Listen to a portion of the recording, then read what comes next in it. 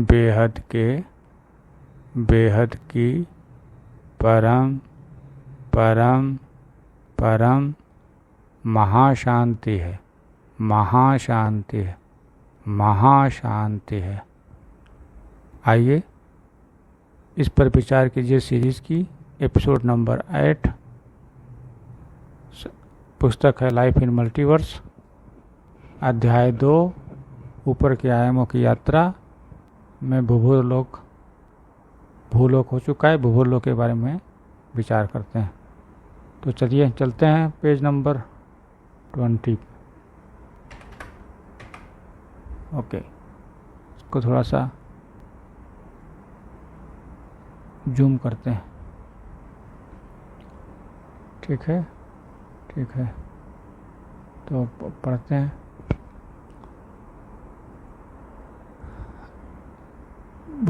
भूलोक पृथ्वी और सूर्य के बीच का स्थान है और इसे पितृलोक भी कहा जाता है।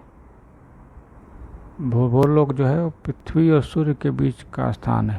तो पृथ्वी और सूर्य के बीच में तो चंद्रमा भी आता है और शुक्र तारे भी आते हैं, बुध तारा भी, शुक्र ग्रह, बुध ग्रह भी आते हैं। तो ये सब भी भूलोक हैं,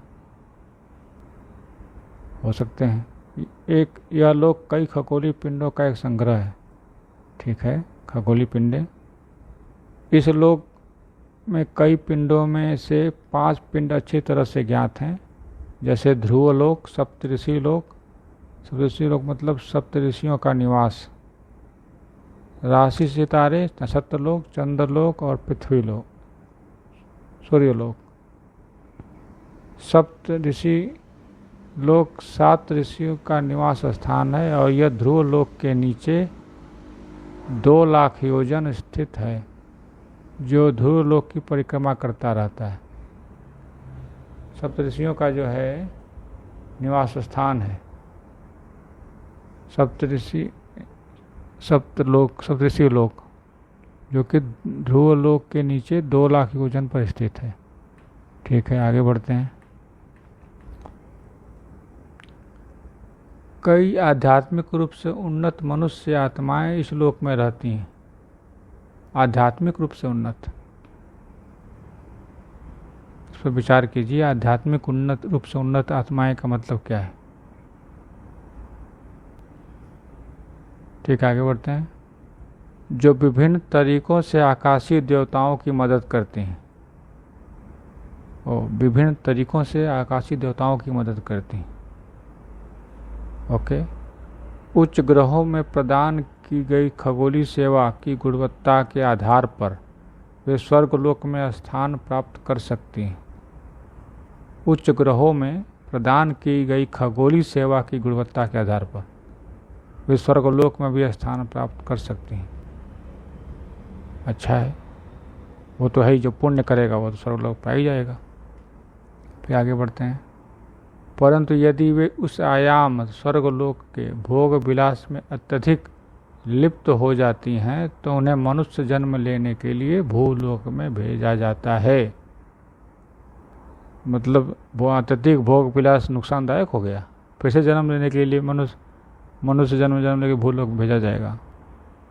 विचार कीजिए इस पर कि स्वर्गलोक का भोग विलास अत्यधिक हो जाने पर क्या होगा। मनुष्य जन्म लेने के लिए फिर से भूलोक पर भेजा जाएगा। ठीक है। आत्मा मरने के बाद 3 तत्वों में काम करती है, भावनाओं में आती है। यहाँ आत्मा सूक्ष्म में कर्म करती है। अच्छा, 3 तत्वों में काम करती है तो सूक्ष्म शरीर में रह के सूक्ष्म शरीर में काम होगा, सूक्ष्म ही कर्म होगी। ठीक है, तो लॉजिक है। अर्थात जब तक आत्मा का मन करे तब तक कर्म चक्र में आती रहती है। मतलब कर्म चक्र मन पर डिपेंड है। अगर मन कर्म चक्र नहीं करेगा तो नहीं आएगी। ऐसा है क्या? इस पर विचार कीजिए कि आत्मा का मन करेगा तब तक कर्म चक्र में आती रहेगी, या आत्मा का मन न करे तो कर्म चक्र से बाहर हो जाएगी। ठीक है, आगे बढ़ते हैं। मरने के बाद जितना कर्मों का बोझ कम होगा उतना आत्मा हल्की होगी। पापी आत्मा वायु तत्व ज़्यादा होता है और वह नकारात्मक ऊर्जा से भरी रहती है। मतलब पापी आत्मा के 3 तत्वों में वायु तत्व ज़्यादा होता है और वो नकारात्मक ऊर्जा से भरी रहती है। ठीक है, सही है। इसलिए वायु तत्व भारी रहता है, जिससे स्थूल शरीर भारी हो जाता है और आत्मा ऊपर नहीं जा सकती। बिल्कुल सही है, क्योंकि अगर वायु तत्व रहेगा तो फिर पृथ्वी का गुरुत्वाकर्षण बल उसे जाने नहीं देगा, क्योंकि वायुमंडल पृथ्वी पर ही है। ठीक है, बिल्कुल लॉजिक साइंस यही कहता है। फिर तपस्या करने से सूक्ष्म शरीर में परम प्रकाश आता है और वायु तत्व कम हो जाता है एवं आकाश तत्व बढ़ता है। तपस्या करने से परम सूक्ष्म शरीर में परम प्रकाश आता है, वायु तत्व कम हो जाता है, आकाश तत्व बढ़ता है। ये तो लॉजिक है, साइंस है। जब स्पेस बढ़ेगा वायु तत्व कम होता जाएगा और स्पेस बढ़ता है परम प्रकाश से आत्मा में। ये तो साइंस है, बिल्कुल होल साइंस, प्योर साइंस। आत्मा में जितना आकाश तत्व ज़्यादा होगा ऊपर जाने की गति और शक्ति बढ़ती है। जितना आकाश तत्व होगा उतना उसकी गति शक्ति बढ़ेगी, जितना बड़ा स्पेस होगा उसकी गति और शक्ति बढ़ेगी। बिल्कुल साइंस। जो हल्की होगी वो ऊपर जाएगी, साइंस भी यही कहता है। और आत्मा उतनी ऊपर जा सकती है जितनी ज़्यादा सुख और शांति का अनुभव करेगी। आत्मा उतनी ऊपर जा सकती है और जितना ऊपर जाएगी उतना ही ज़्यादा सुख और शांति का अनुभव करेगी। बिल्कुल, सुख शांति का अनुभव करने के लिए ये सब हिमालय पर जाते हैं। हिमालय समुद्र तल से ऊंचा है, इस वजह से वहाँ पर सुख शांति मिलती है। ठीक है। तमो प्रधान आत्माएं मृत्यु के बाद अपने घर में या अपने धर्म स्थान, मंदिर, मस्जिद, चर्च आदि में रहती है। तमो प्रधान आत्माएं अपने घर में मृत्यु के बाद अपने धर्म स्थान, मंदिर, मस्जिद, चर्च आदि में रहती है। ठीक है। ऐसी आत्माओं में शक्ति नहीं होती। तमो प्रधान है तो शक्ति कहाँ से होगी? ठीक ही बात है। प्रेत योनि में वो आत्मा होती है जो बहुत पापी होती है और कभी भी मोक्ष का भी नहीं सोचती। अच्छा, जो पापी बहुत होता है वो प्रेत योनि में जाता है और उससे मोक्ष कभी नहीं सोचते कि मुझे मोक्ष चाहिए, उसको उसी में मज़ा आता है। ये बात, इस पर विचार कीजिए कि पापी आत्मा को क्या उसी योनि में मज़ा आता है जैसे मनुष्य को मनुष्य होने में मज़ा आता है? इसी में मज़ा है। आजकल तो यही चल रहा है संसार में, खाया पिया मौज किया। ठीक, आगे बढ़ते हैं। ऐसा नहीं है कि और लोग नहीं हैं, और भी लोग हैं, बढ़िया लोग हैं, लेकिन संख्या इनकी ज़्यादा है खाए पिए मौज किए वालों की। इनमें वायु तत्व तो ज़्यादा होता है जिससे स्थूल शरीर भारी हो जाता है। वो तो ऊपर बताए हैं कि वायु तत्व तो ज़्यादा होगा तो स्थूल शरीर भारी हो जाएगा। ठीक है। पृथ्वी का गुरुत्वाकर्षण ग्रेविटी 200 किलोमीटर तक है। बिल्कुल, ये तो साइंस है। 200 किलोमीटर तक पृथ्वी वायुमंडल है। इसलिए ऐसी आत्माएं पृथ्वी के ऊपर 200 किलोमीटर भी पार नहीं कर सकती। हाँ बिल्कुल, जो वायु तत्व रहेगा तो पार कैसे करेंगी? उसके लिए तो आकाश तत्व बनना ज़्यादा रखना पड़ेगा। ठीक है, तो लॉजिक है। भोग की लालसा, स्थूल वस्तु की प्राप्ति, आसक्ति, अपने देह और देह के संबंधियों में मोह, अपनी इच्छा पूर्ति के लिए विकर्म करने से ऐसी आत्माएं सूक्ष्म शरीर कमज़ोर हो जाती हैं। विचार कीजिए इसमें कि भोग की लालसा, स्थूल शक्ति की प्राप्ति, प्रति आसक्ति, अपने देह और संबंधियों में मोह, अपनी इच्छा पूर्ति के लिए विकर्म करने से आत्मा की स्थूल शरीर कमज़ोर हो जाती है। ये बात। जिस आत्मा का सूक्ष्म शरीर इस जन्म में किसी कारणवश आघात या चोट खाया होता है, तो उसे इस जन्म के नकारात्मक कर्म अगले जन्म के कर्म चक्र से जुड़ जाते हैं। मतलब जो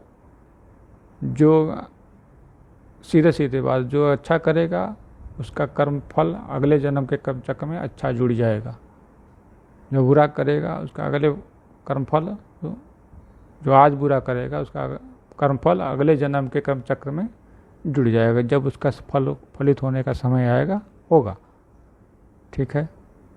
अच्छी आत्माएं जिनका मन शांत है, अच्छा मन जिसका शांत है वही अच्छी आत्मा है, यह भी ध्यान है। जिसका अशांत है वो अच्छी आत्मा नहीं है।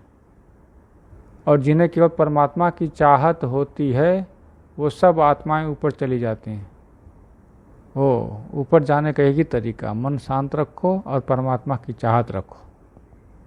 विचार कीजिए इस पर। मन शांत होगा और परमात्मा की चाहत होगी तो क्या हम इस मृत्यु लोक भूल लोक से ऊपर जा सकते हैं? ठीक है, आगे बढ़ते हैं। भूल लोक में कई आत्माएं बैठी हैं जो सात्विक हैं और प्रभु की याद में हमेशा रहती हैं। बिल्कुल, धरती लोक पर भी सात्विक आत्माएं कुछ हैं और तो भूल लोक में भी हैं। सिंपल से लॉजिक है।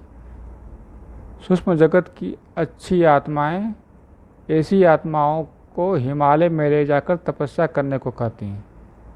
अच्छा, जो सात्विक आत्माएं हैं अपने कहीं फंसी पड़ी हैं, जगत नहीं जा पा रही, तो सूक्ष्म जगत की आत्माएं उन्हें ले जाकर हिमालय पर तपस्या करने को कहती हैं। वाह, ये तो सकारात्मक काम हुआ। ठीक है। धरती पर वायु तत्व का एक एक सेल में नकारात्मक रिकॉर्ड है। ओहो, धरती के वायु का तत्व का एक एक सेल में नकारात्मक रिकॉर्ड है। मतलब धरती की वायु अगर संकल्प की दृष्टि से देखा जाए तो काला चीज नकारात्मकता रिकॉर्ड करता है।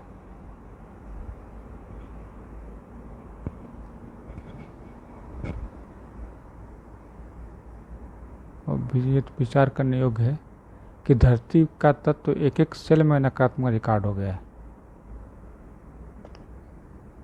हिमालय, कैलाश, मानसरोवर, बद्रीनाथ, केदारनाथ आदि स्थानों में वायुमंडल अच्छा होता है। बिल्कुल अच्छा होगा, क्योंकि वहाँ पे लोग ज़्यादा नहीं हैं। लोग ज़्यादा नहीं हैं तो अच्छा ही होगा। वायु तत्व शुद्ध और अच्छा होने के कारण वहाँ शांति मिलती है। मतलब शांति वहीं मिलेगी जहाँ वायु तत्व शुद्ध होगा। इस पर विचार कीजिए कि क्या शांति वहीं मिलेगी जहाँ वायु तत्व शुद्ध होगा। इसी कारण हिमालय में वायु तत्व हल्का और पावरफुल होता है और वायु तत्व चार्ज हो जाता है।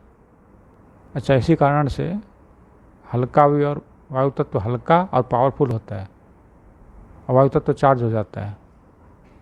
वायु तत्व के चार्ज होने से अग्नि तत्व भी चार्ज हो जाता है, जिससे सूक्ष्म शरीर की क्षति की भरपाई हो जाती है। ओहो, ये तो और भी अच्छा है। वायु तत्व के चार्ज होने से अग्नि तत्व भी चार्ज हो जाता है। वायु तत्व के चार्ज होने से क्या मतलब? वायु तत्व के चार्ज होने से मतलब कि वायु शुद्ध हो जाती है, अंदर का वायु तत्व शुद्ध हो जाता है। उसके शुद्ध होने से अग्नि तत्व भी शुद्ध हो जाती है। अग्नि शुद्ध होने से सूक्ष्म शरीर अपना भरपाई कर लेता है। जैसे हमारा स्थूल शरीर दवाखाने पे ठीक हो जाता है, उसी तरह वायु शुद्ध वायु खाने से, शुद्ध वायु लेने से सूक्ष्म शरीर की भरपाई होने लगती है। इस पर विचार कीजिए और आगे की चर्चा अगले एपिसोड में। तब तक के लिए बेहद की परम परम परम महाशांति है, महाशांति है, महाशांति है। बेहद की परम शांति सोचो, बोलो परम शांति। Join us daily for our morning live meditation, Monday to Saturday, 5:30 to 6:30 a.m. Join us daily for live meditation, 10 p.m. to 11 p.m. on YouTube Live. Subscribe now. Website www.paramshanti.org. Email us anant@paramshanti.org. Like, share, subscribe. Join today.